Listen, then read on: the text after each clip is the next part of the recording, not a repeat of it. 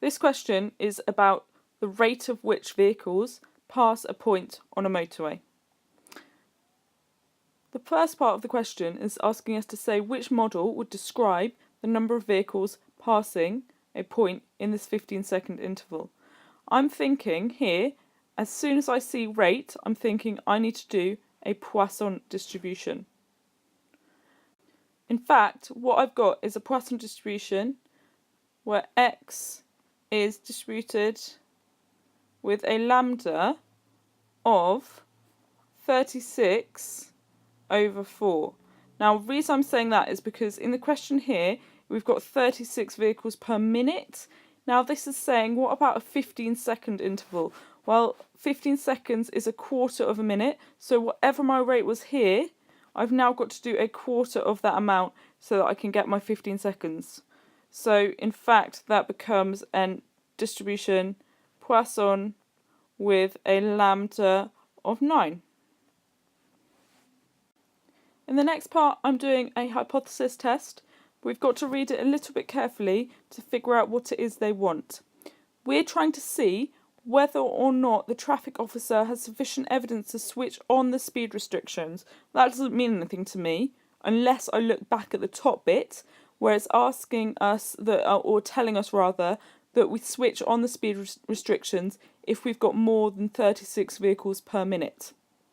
We know that actually we had 12 vehicles in 15 seconds. 12 vehicles in 15 seconds is 48 in a minute.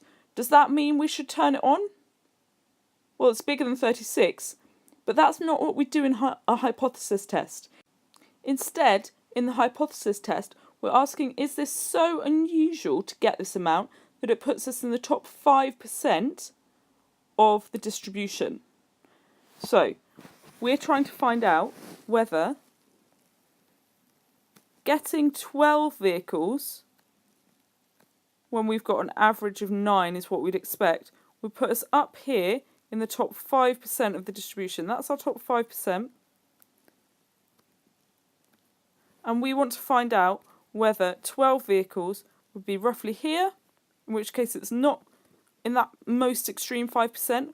Would it put us more like here, in that shaded region, such that it's the most highest 5%, and it's incredibly unlikely to happen if we genuinely had 36 vehicles per minute.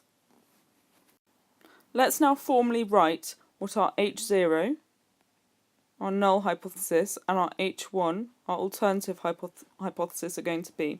H0 is that the average is no different from 9. Nothing has changed. Whereas H1 is that something has changed, that now things have increased, because remember, they're only going to switch on the speed restrictions if things have increased, not if they've decreased. So is our mean now bigger than 9 in a 15-second time period? We've got our null hypothesis, we've got our alternative hypothesis. We now need to just write what kind of distribution we're looking at. Well, we're looking at a one-tailed and 5% significance level, as we can see from our diagram here. What are we going to test? We're going to test whether 12 vehicles puts us in the most extreme 5%. Is it so unusual to get 12 or more vehicles that puts us up here in the most extreme 5%? So I'm going to have to test whether P of x being greater than or equal to 12 is less than 5%.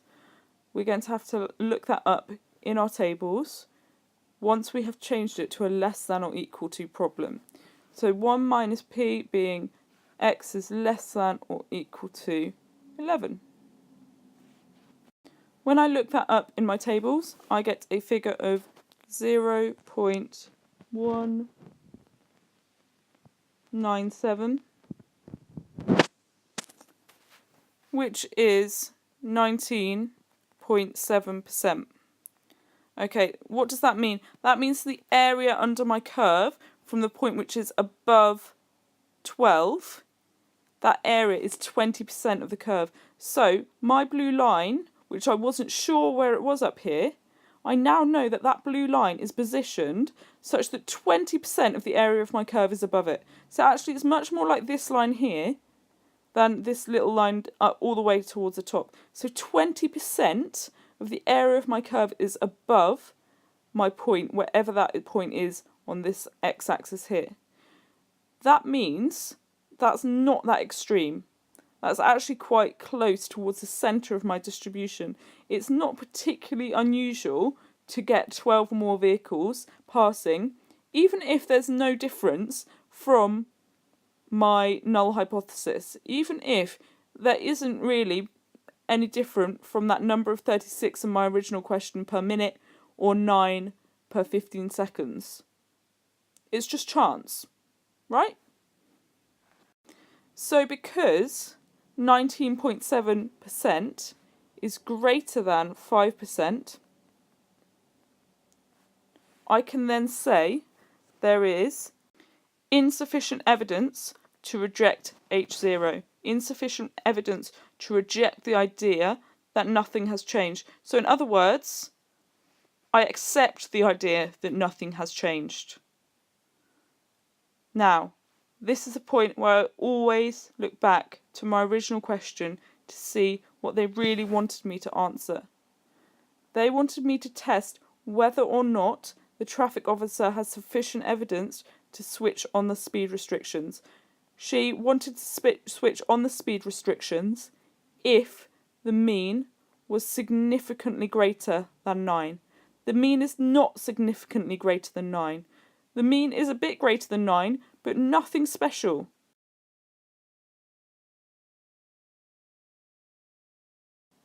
I need to write that the officer does not have enough evidence to switch on the speed restrictions.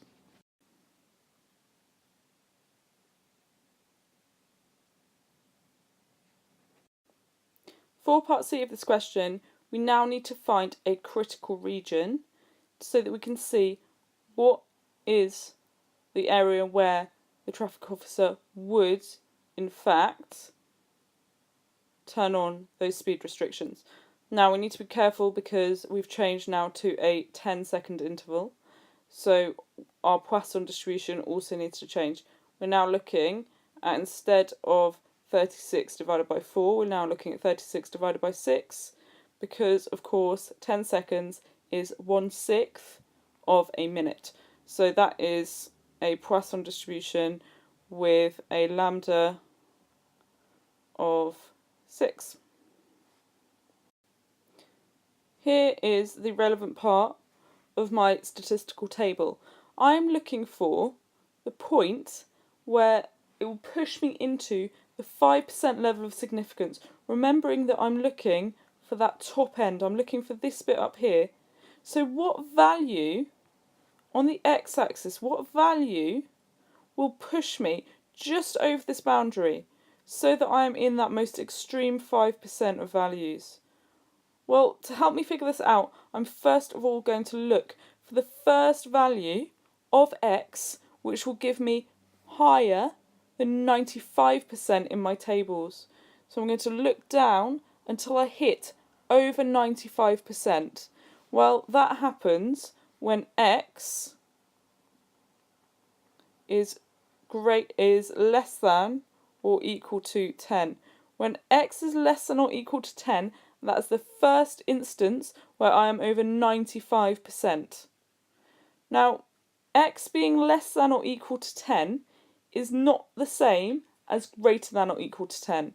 It's the same as 1 minus p of x being greater than or equal to 11. So actually, given that this was what went with 95%, this one went with 95%, when I'm looking for my 5% value here, which is what the question asked about, that's this bit here. So this bit is the one that goes with my 5%, my just on the cusp of whether I'm hitting 5% or not. So, in conclusion, my critical region, CR, is any part that is greater than or equal to 11. Once again, I always need to be referring back to the context of my question and making sure I'm actually answering the question that they're asking. They are asking what is the smallest number of vehicles the traffic officer must observe. We write that the smallest number of vehicles a traffic officer must observe is 11.